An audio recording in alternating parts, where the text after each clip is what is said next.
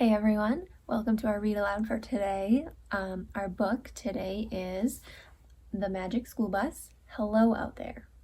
So this story is going to be about Ralphie, who thinks he might want to live in outer space. So we're going to join Miss Frizzle and her class as they travel through space trying to figure out where would be the best place for Ralphie to live. I hope you enjoy. Miss Frizzle isn't like any other teacher. She has bright red hair and wears funny dresses.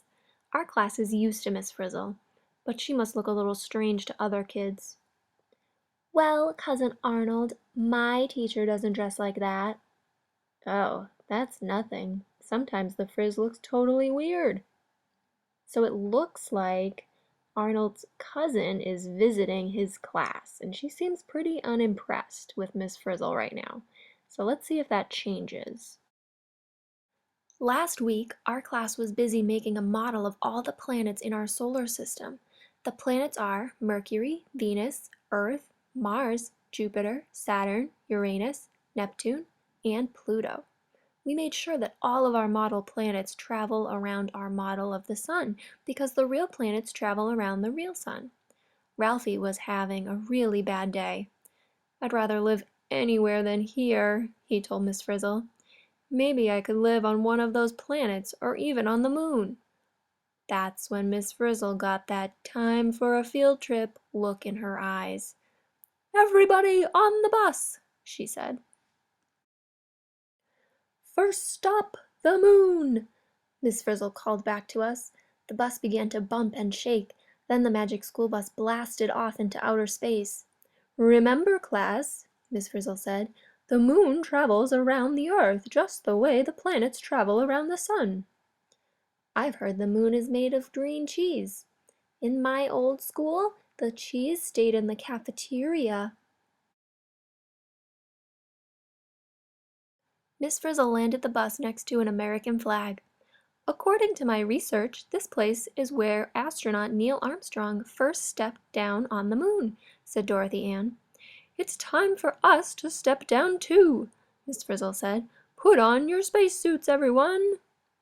"My school's uniforms are much nicer than these." We found plenty of rock and dust on the moon. We didn't find any green cheese, or any other food for that matter. "There's no water here," Keisha said to Ralphie.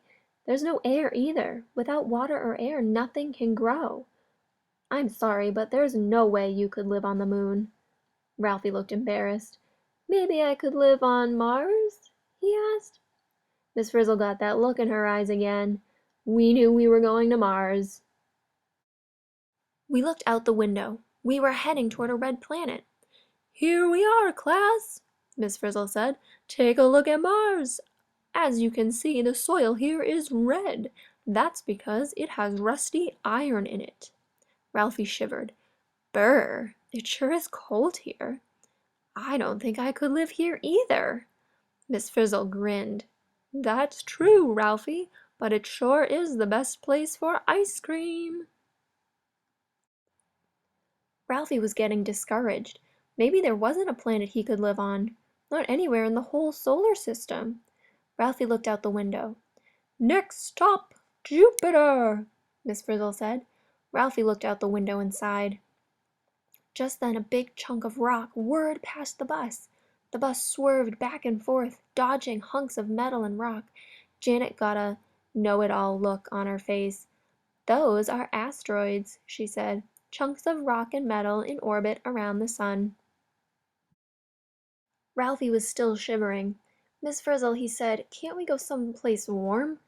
"Good idea, Ralphie," Miss Frizzle said. She turned the bus back in the direction of the sun.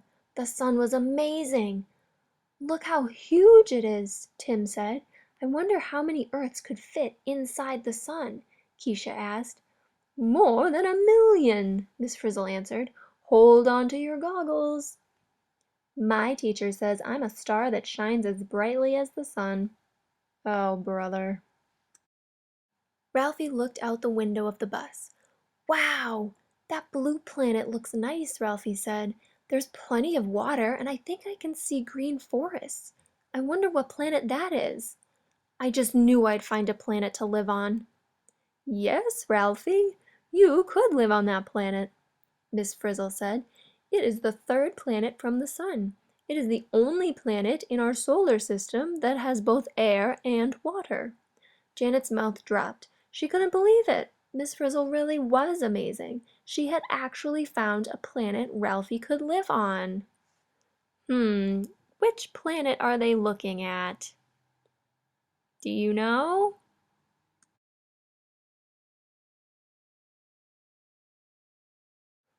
We were all really glad to be back home on Earth. We were even more glad that Arnold's cousin Janet had stopped bragging about her school. Ralphie was smiling. He felt lucky to be in Miss Frizzle's class. After all, no school has a teacher as great as Miss Frizzle. And there's no bus like the magic school bus.